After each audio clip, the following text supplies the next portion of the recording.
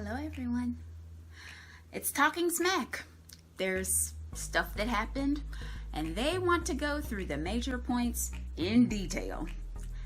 Big E is a firecracker in the afterglow heat of Money in the Bank, and Toni Storm has glammed and slammed her way to a main roster debut victory. I'm Casualeann. Come with me.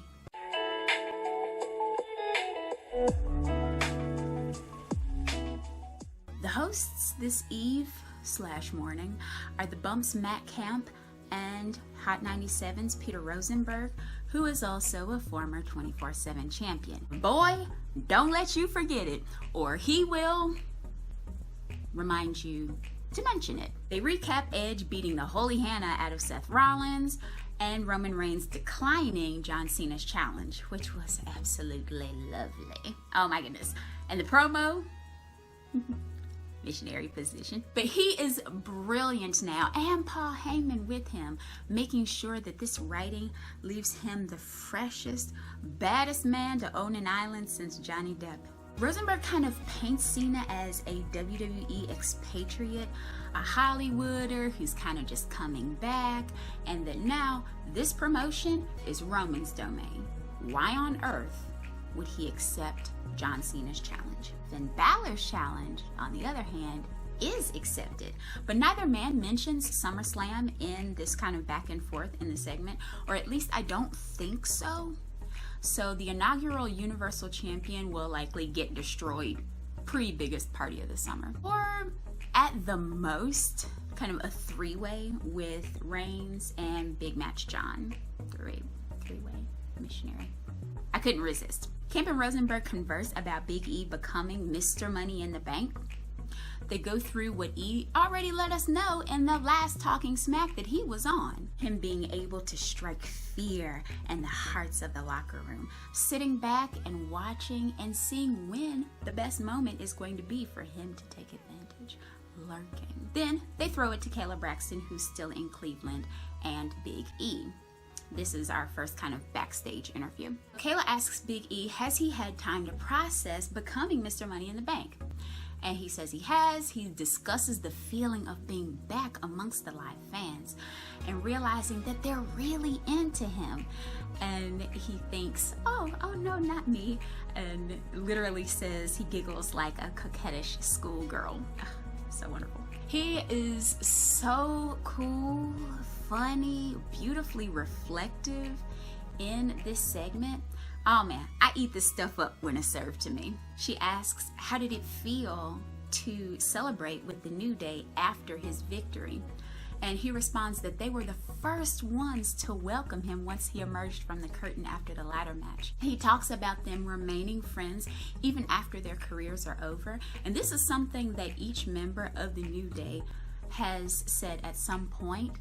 And you can really tell when they said that they mean it, that it's something that's real for them. She asked the question that it seems all journalists ask right now that nobody wants to answer, which is, do you have an eye on someone in particular?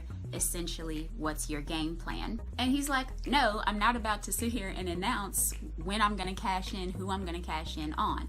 But he does outline some of these potential rivalries. He gives us little morsels of how fun some of these could be. He mentions John Cena, Roman Reigns, Goldberg if he happens to win, Bobby Lashley, but he's not going to show his hand. He tells us to just watch the show and see. Great! I don't care how much of a babyface move an announced cash-in is, that completely defeats the purpose of Money in the Bank. If you announce, then really the contract becomes nothing more than a #1 contendership. And I mean, that's kind of dull to me. But finally, he tells the locker room to tighten their cheeks when they see him coming around.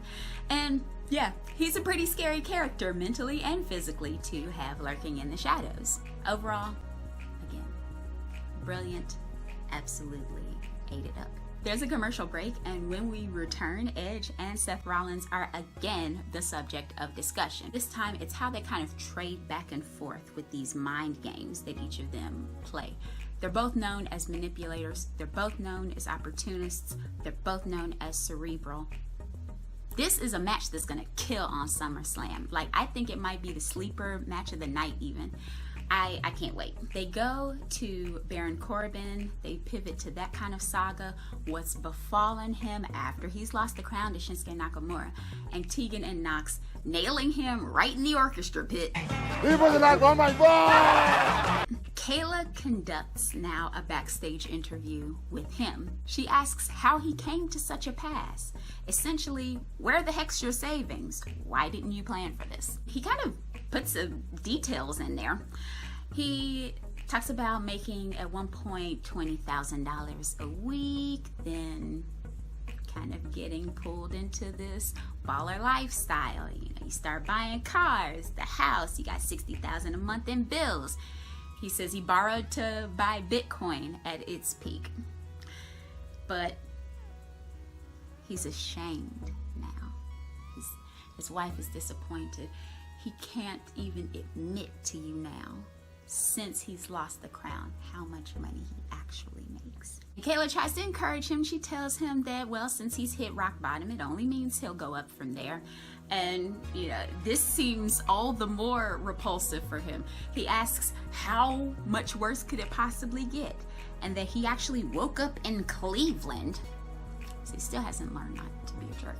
And finally, he asks her how he can possibly get spaghetti sauce out of a dress shirt because, you know, on SmackDown there's this big like splooge on his left hand side. Kayla vows to help him. So sad, so pathetic. That line though about Cleveland, it's just enough for a fan who isn't quite ready to accept sad Corbin to not feel guilty. You know, you can say, see, he's still terrible. He's still a jerk. He's awful. Now, I, for one, have always loved Baron Corbin. I think I've mentioned that in a previous video. But the balding long hair, the lone wolf persona, constable, king, his entrance, his music, his moveset, he's always been dope to me. But I'm just hoping that this whole thing with him, you know, down on my luck is headed somewhere with like a clear story that audiences can strap a rocket to. We'll see. They talk about Rolling Loud, Bianca Belair having a successful title defense against Carmella for about the 2 millionth time. Basically, and I know that people have a problem when there's too much color mentioned on this channel, and by that I don't mean juice or bleeding, but you know what? That's exactly why I'm gonna mention it now. But basically WWE's like, hey, here's some black folks that might be into black wrestlers, but it was a music festival. Wrestling fans are wrestling fans, and people who aren't wrestling fans are not gonna magically become wrestling fans just because they see these wrestlers there. Now, I will say Bianca Belair is absolutely radiant, and Angelo Dawkins also did quite well in his match. So it is not impossible at all for new fans to have been built from the event. But just maybe next time they can choose an event or a platform that's a little more conducive to a casual fan, you know, kind of with more crossover potential. Who knows? There is a commercial break, and the conversation turns to Toni Storm and her debut match against Zelina Vega. She does defeat her, and they have Kayla interview her backstage as well. You can see the enthusiasm in her from the very beginning when it comes to her main roster debut, being in front of fans, all of this. Kayla asks about who she is now, and she gets into the development of her gimmick, how her mother was obsessed with the 1980s and never grew up, and how she kind of passed that passion onto her, and that you can probably even smell the hairspray coming off of her right now. Kayla asks about her personal goals, and she is out front, no problem. To become SmackDown Women's Champion, that is her goal, which, no context, would sound nuts. But in this particular climate, again, with the women's roster being a little thin on SmackDown, it's gotten better, but singles matches, you know, there's still not a ton there. It's not that far out of the realm of possibility, which is great. You know, that could actually freshen up the roster quite a bit. I would love to see how a feud between she and Bianca Belair would go. Hey, why not? Kayla keeps calling her cool, like again and again. And the writer in me is like, whoever's behind the screen, whoever's in the paper, find another word to use. Despite all of that, that's exactly what she is. You look at her. That's the perfect way to describe her. Her look is nothing short of beaming. And the Storm 1, not Storm 0, is fantastic. I'm all in. Finally, as an end to the show, they discuss Finn Balor as a foil to Roman, John, the Summer of Cena, which has been set, and great. Anything that kind of jostles the audience's expectations, particularly those that may follow what's happening beneath the curtain, absolutely. So for a must watch, I am not recommending an entire segment, but I definitely think you ought to go back and look at Kayla's backstage interview with Big E. He's not only the interview to see, he is the wrestler to look out for right now, and they know it. They've got the lower third with the Mr. MonEy in the bank with the E all huge.